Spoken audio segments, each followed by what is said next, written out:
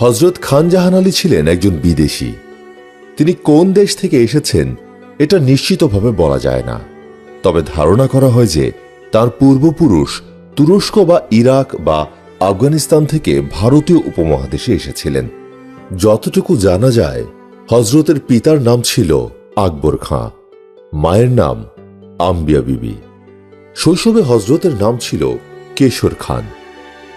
তিনি বড় পীর হযরত আব্দুল কাদের জিলানী রহমতুল্লাহ আলাইহির বংশধর ছিলেন বলেও জানা যায়।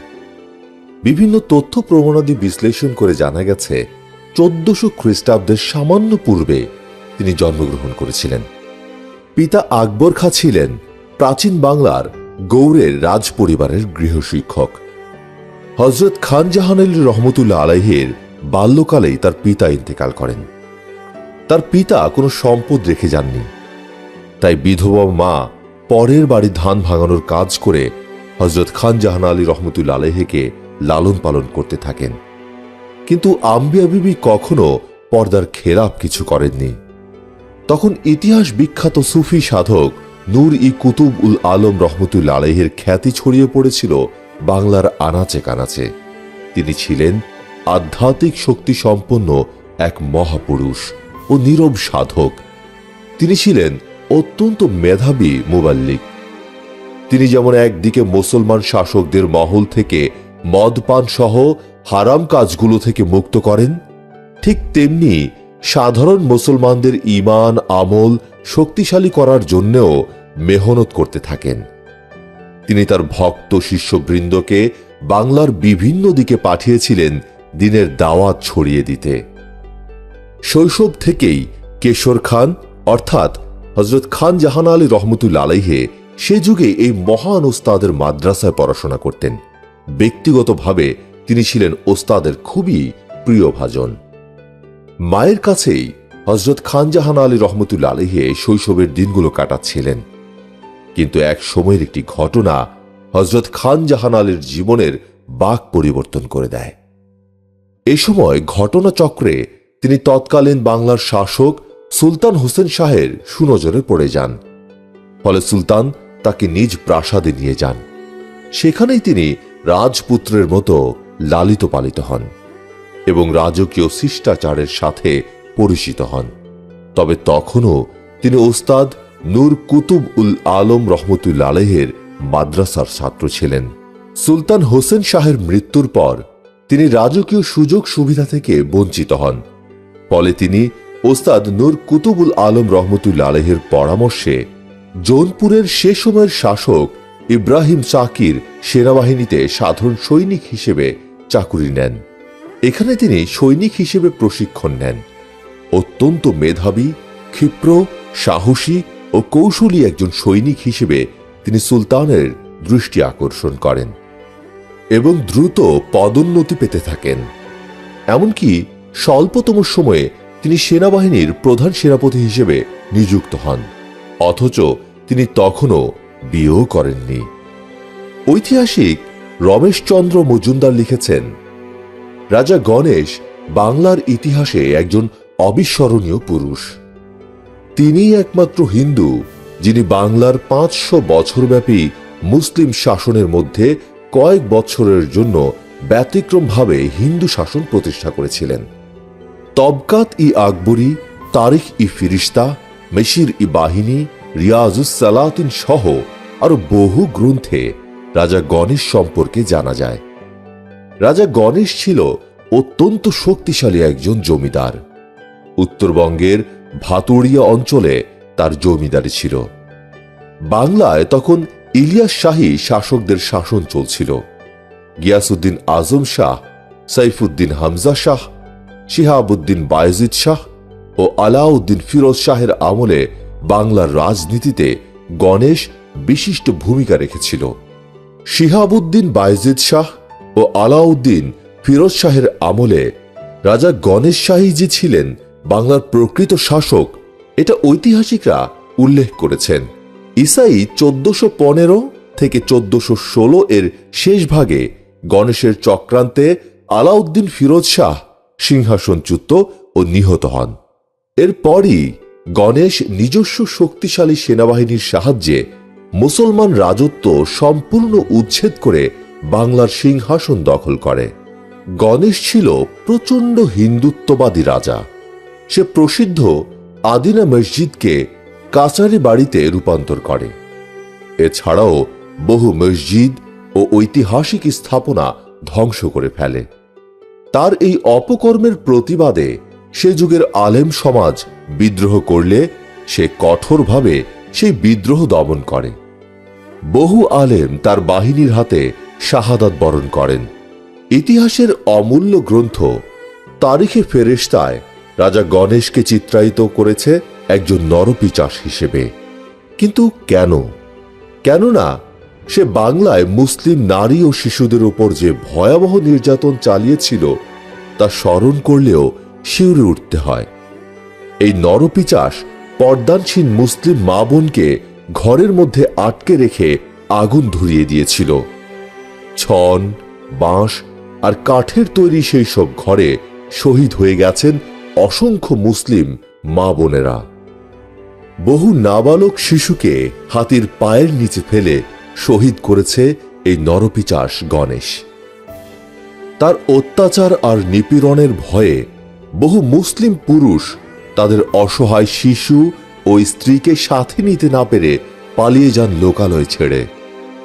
শুধু সাধারণ মুসলিম পুরুষই নয়, রাজা গণেশের নিষ্ঠুরতায় সে যুগে শাহাদাত বরণ করেছিলেন বহু সম্ভ্রান্ত ও ধর্মপ্রাণ জ্ঞানীগুণী মানুষ।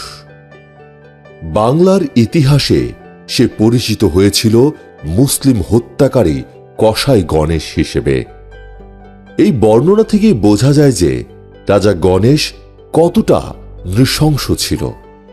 তার নির্যাতন, হত্যা, ধ্বংসের কাহিনী আজও বাংলাদেশের ইতিহাসের একটি কালো অধ্যায়। রাজা গণেশের জুলুম নির্যাতনে দারুণভাবে বিচলিত হন বাংলার সুফি জগতের প্রবাদ পুরুষ হযরত নূর কুতুব উল আলম রহমতুল্লাহ আলাইহি। তিনি সাধারণ মুসলিম জনগণের উপর হত্যা নির্যাতনের প্রতিকার করার জন্য রাজমহল ও জৌনপুরের বাদশাহ সুলতান ইব্রাহিম শকির কাছে অনুরোধ করে চিঠি পাঠান এবং রাজা গণেশের রাজধানী গৌড় আক্রমণ করার জন্য আহ্বান জানান। হযরত নূর কুতুবুল আলম রহমতুল্লাহ আলাইহির অনুরোধ পত্র টনিকের মতো কাজ করল সুলতান ইব্রাহিম শকির দরবারে। এক বিশাল সেনাবাহিনী নিয়ে তিনি বাংলা অভিযানে বের হলেন। এটি 1409 থেকে 1410 সালের দিকের ঘটনা। এই সেনাবাহিনীতে ছিল 60,000 মুজাহিদ আর 11 জন সুফি দরবেশ, আর এদেরই নেতৃত্ব দিলেন সেনাপতি কেশর খান অর্থাৎ খান জাহান আলী রহমতুল্লাহ আলাইহি। আরবীয় রণনৈপুণ্য আর জিহাদে অংশ নিয়ে শাহাদাত বরণের বাসনা প্রদর্শন করলেন মুসলিম যোদ্ধারা। ভীষণ যুদ্ধ হল। মহান আল্লাহ সুবহানাহু ওয়া তাআলা এই যুদ্ধে মুজাহিদদেরকে বিজয় দান করলেন, আর রাজা গণেশ চরমভাবে লাঞ্ছিত হয়ে পরাজয় বরণ করল। পরাজিত রাজা গণেশ নূর কুতুব উল আলমের কাছে ক্ষমা প্রার্থনা করেন। এমনকি মুসলমানদের ধোঁকা দেওয়ার জন্য রাজা গণেশ নিজের ছেলে যদুকে ইসলাম গ্রহণের আদেশ দেয়। যদু ইসলাম গ্রহণ করে জালাল উদ্দিন নাম ধারণ করেন। এই যুদ্ধে অসাধারণ ভূমিকার কারণেই প্রধান সেনাপতি কেশর খান খান ইজাহান উপাধি লাভ করেন এবং পরবর্তীতে তিনি এই নামেই পরিচিত হন। রাজা গণেশকে ক্ষমা করার পেছনে হযরত খান জাহান আলীর সুপারিশ ও সম্মতিও ছিল বলে জানা যায়। যুদ্ধ শেষ হয়ে গেলে হযরত খান জাহান আলী মায়ের খোঁজ খবর নেওয়ার জন্য বাড়িতে গেলেন। বাড়িতে গিয়ে দেখলেন জ্বালিয়ে দেওয়া হয়েছে তার ঘর বাড়ি। জানতে পারলেন তার মা রাজা গণেশের অগ্নিসংযোগের শিকার হয়েছেন। পর্দার খেলাফ হবে এই ভয়ে তিনি ঘরের বাইরে যাননি। ঘরের মধ্যে থাকা অবস্থায় আগুনে পুড়ে তিনি শাহাদাত বরণ করেছেন। আর বেরোতে পারলেই বা কি তিনি বাঁচতে পারতেন? তিনি বয়সেও যে বৃদ্ধা ছিলেন এমন নন, আশঙ্কা ছিল ইজ্জত হারানোর, নির্যাতনের আর সবশেষে মৃত্যুর। এই দৃশ্য ছিল হযরত খান জাহান আলী রহমতুল্লাহ আলাইহির জন্য সীমাহীন বেদনার। তিনি শোকে মুহ্যমান হয়ে পড়েন। তিনি ছুটে যান ওস্তাদ নূর কুতুব উল আলম রহমতুল্লাহ আলাইহির কাছে। যেহেতু রাজা গণেশকে ক্ষমা করে দেয়া হয়েছিল, তাই তার বিরুদ্ধে তাৎক্ষণিক ব্যবস্থা নেওয়ার সুযোগ ইসলামী শরীয়তে নেই। একথা জানিয়ে উস্তাদ কুতুব উল আলম খান জাহান আলীকে সান্ত্বনা দেন। এ ঘটনার পর হযরত খান জাহান আলী জীবনের প্রতি বীতশ্রদ্ধ হয়ে পড়েন। তিনি দুনিয়াদারি থেকে সরে গিয়ে আধ্যাত্ম সাধনায় আত্মনিয়োগ করেন এবং এক পর্যায়ে ওস্তাদ নূর কুতুব উল আলম রহমতুল্লাহ আলাইহির খাস শাগরেদে পরিণত হন। পরবর্তীতে সুলতান ইব্রাহিম শকি বারবার তাগিদ দেয়া সত্ত্বেও তিনি জৌনপুরে ফিরে যাননি। বাধ্য হয়ে সুলতান ইকবাল খানকে প্রধান সেনাপতি হিসেবে নিয়োগ দেয়া হয়। ওস্তাদ নূর কুতুব উল আলম রহমতুল্লাহ আলাইহি হযরত খান জাহান আলী রহমতুল্লাহ আলাইহিকে এতটাই স্নেহ করতেন যে শেষ পর্যন্ত নিজের একমাত্র মেয়েকে তাঁর সাথে বিয়ে দেন। অন্যদিকে প্রতারক ও ধোঁকাবাজ গণেশ ততদিন চুপ রইল যতদিন সুলতান গৌড়ে রইলেন। যেই সুলতান গৌড় ছেড়ে চলে গেলেন, সেই রাজা গণেশ আবার তার আসল চরিত্র প্রকাশ করল। সে পূর্বের থেকে আরো ভয়ানক আর কুৎসিত চেহারায় আবির্ভূত হল। নতুন মাত্রায় শুরু হল খুন, লুণ্ঠন।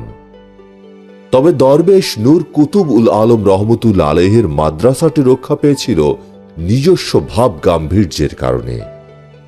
পরিস্থিতির ভয়াবহতা বুঝতে পেরে ওস্তাদ নূর কুতুব উল আলম রহমতুল্লাহ আলাইহি হযরত খান জাহান আলী রহমতুল্লাহ আলাইহিকে রাজা গণেশের বিরুদ্ধে অভিযান চালাতে ও একই সাথে ইসলামের প্রচার ও প্রতিষ্ঠা করতে নির্দেশ দেন। হযরত খান জাহান আলী রহমতুল্লাহ আলাইহি ওস্তাদের নির্দেশে চিরদিনের জন্য বেরিয়ে পড়েন। বিদায় বেলায় ওস্তাদ নির্দেশ দিয়েছিলেন, কখনো আক্রমণ করবে না, আক্রান্ত হলে সর্বশক্তি দিয়ে প্রতিরোধ করবে। যাত্রার পূর্ব মুহূর্তে হযরত খান জাহান আলী রহমতুল্লাহ আলাইহি প্রাণপ্রিয় ওস্তাদের কাছে জানতে চান, আমার যাত্রায় শেষ কোথায়? তখন ওস্তাদ নূর কুতুবুল আলম রহমতুল্লাহ আলাইহি তাকে এক পাত্র পানি দিয়ে বললেন, যে দিঘি খনন করে এই রকম পানি পাওয়া যাবে, সেখানেই তোমার যাত্রা শেষ হবে। সেই পানির পাত্র সাথে নিয়ে হযরত খান জাহান আলী রহমতুল্লাহ আলাইহি বেরিয়ে পড়েন। ওস্তাদের এই নির্দেশ পালন করতে যাত্রাপথে তিনি বহু দিঘি খনন করেছেন।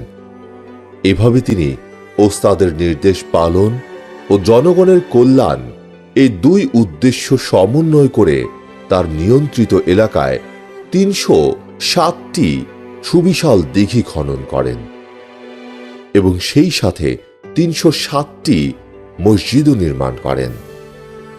যতদূর জানা যায়, ওস্তাদ ও শ্বশুরের খেদমতের জন্য তার বিবিকে রেখে ইসলাম প্রচারের জন্য সেদিন তিনি বেরিয়ে পড়েছিলেন। তার প্রথম স্ত্রীর মাজার গৌড়ে অর্থাৎ দিনাজপুর অঞ্চলে রয়েছে।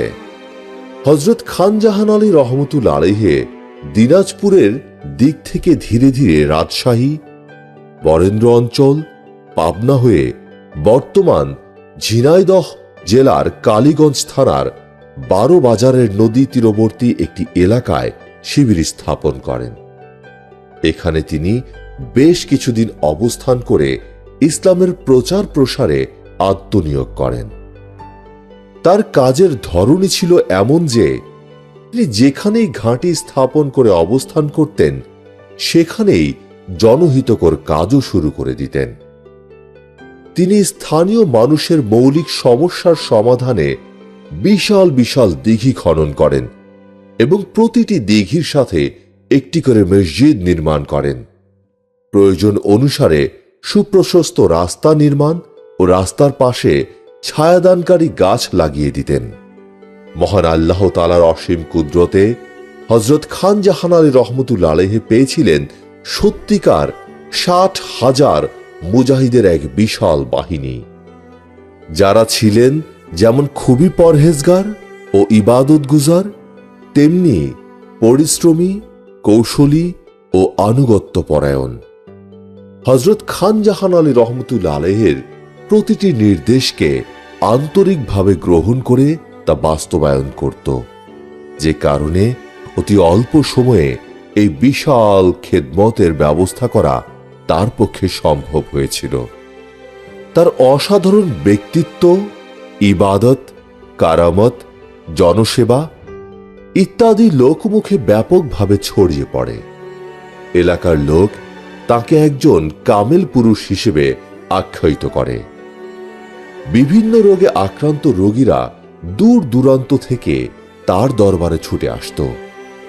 তার অমায়িক ব্যবহার, জনহিতকর উদ্যোগ, সাহসী এবং সংযমী আচরণে মুগ্ধ হয়ে অত্র অঞ্চল সহ দূর দূরান্তের সাধারণ জনতাও তার হাতে ইসলাম গ্রহণ করেন। এমন অনেক সম্ভ্রান্ত হিন্দু ব্যক্তিও ছিল যারা ইসলাম গ্রহণ না করলেও হযরতের দারুণ ভক্ত ছিল। হযরত খান জাহান আলীও তাদেরকে কাছে টেনে নিতেন। ফলে এসব সম্ভ্রান্ত ব্যক্তিবর্গ তার সাহচর্যে থেকে এমনভাবে মুগ্ধ হয়ে যেত যে তারাও একসময় সপরিবারে ইসলাম গ্রহণ করে ধন্য হতো। শুধু তাই নয়, এসব নও-মুসলিম পরিবারগুলো ইলম আমলে ঈর্ষণীয় ছিলেন তৎকালীন সমাজে। এমনই জাদুকরী ব্যক্তিত্ব, সাহসিকতা, উদ্যমতা ছিল হযরত খান জাহান আলী রহমতুল্লাহ আলাইহির চরিত্রে। তবে তার একটি ব্যতিক্রমধর্মী কৌশল ছিল যে যখনই কেউ তার হাতে বায়াত নিয়ে ইসলাম গ্রহণ করত, তাকে তিনি চিরসঙ্গী হিসেবে ব্যবহার করার জন্য একখানি তরবারি উপহার দিতেন। তবে শর্ত আরোপ করতেন যে শুধুমাত্র শরীয়ত অনুমোদিত জিহাদের ক্ষেত্রেই এই তরবারি ব্যবহার করা যাবে, অন্যথায় তা খাপ মুক্ত করা যাবে না। এত কিছুর পরও হযরত খান জাহান আলী রহমতুল্লাহ আলাইহির পথ কখনো ঝামেলা মুক্ত ছিল না, নিরাপদও ছিল না। তিনি প্রায়ই তখন স্থানীয় হিন্দু রাজাদের দ্বারা আক্রমণের শিকার হতেন। এই জন্য তার সার্বক্ষণিক প্রস্তুতিও থাকত। আবার তিনি রাজা গণেশের বিরুদ্ধে অভিযান থেকে এক মুহূর্ত থেমেছিলেন না। তিনি বিশাল এলাকাকে ব্যাসার্ধ হিসেবে নিয়ে ধীরে ধীরে দক্ষিণে সুন্দরবনের দিকে এগিয়ে যাচ্ছিলেন, যেন রাজা গণেশ তার ফাঁদ থেকে পালিয়ে যেতে না পারে।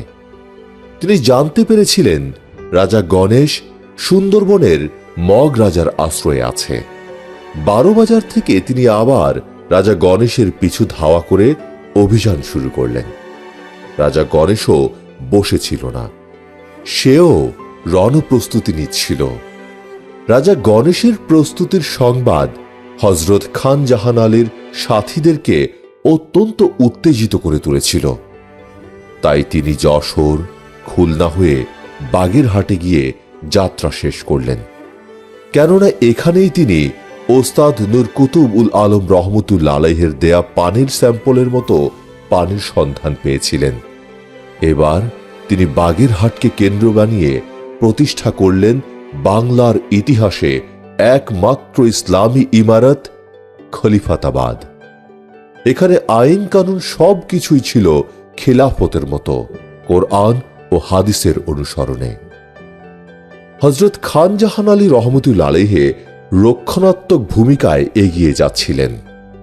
ছোট ছোট যুদ্ধের পাশাপাশি বড় বড় কিছু যুদ্ধও তিনি মোকাবেলা করেন। এই বাগেরহাটে পৌঁছানোর পর এর মধ্যে রয়েছে পিলজং বা হাতির যুদ্ধ, নৈহাটির যুদ্ধ, রণবিজয়পুরের যুদ্ধ, ফতেহপুরের যুদ্ধ।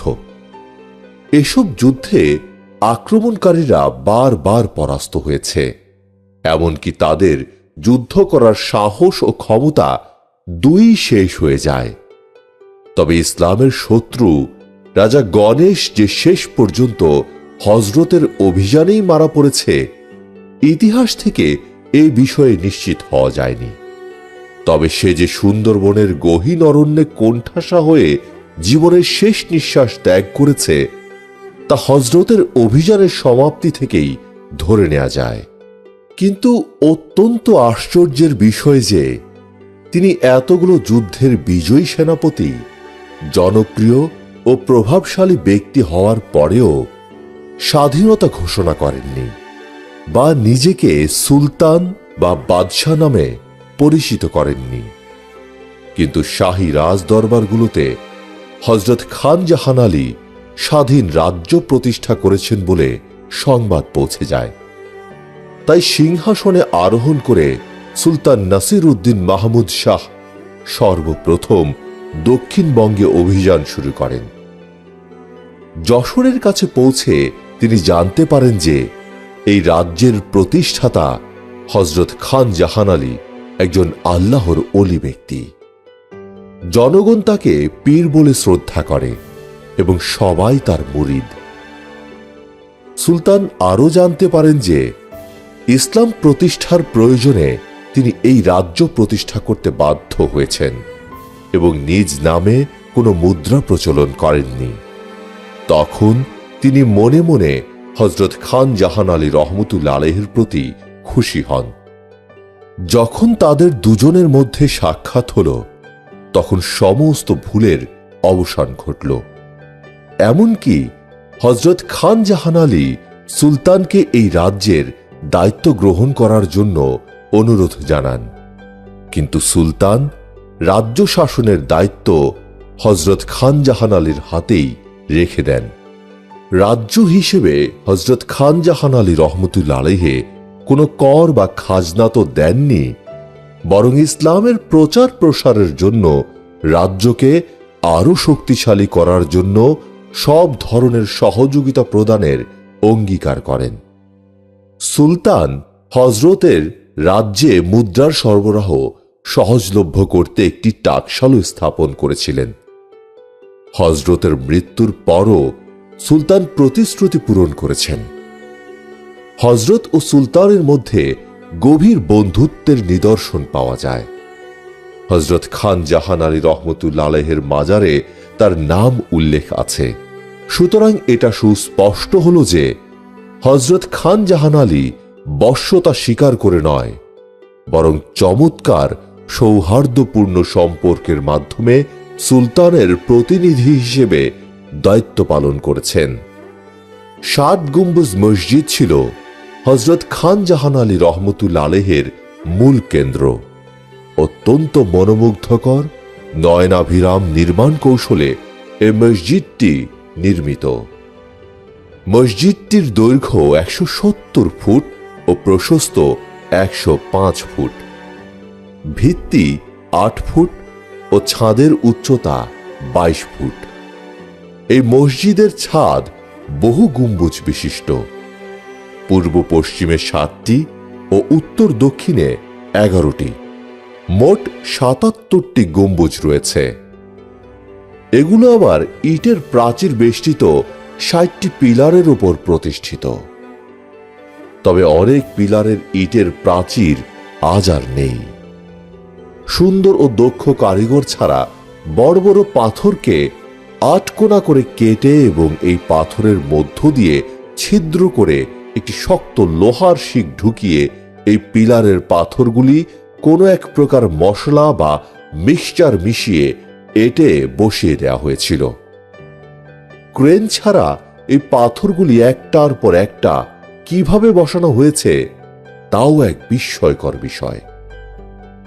এই 60 গম্বুজ মসজিদই ছিল সদ্য প্রতিষ্ঠিত ইসলামী রাজ্য খলিফাতাবাদের প্রধান কার্যালয়।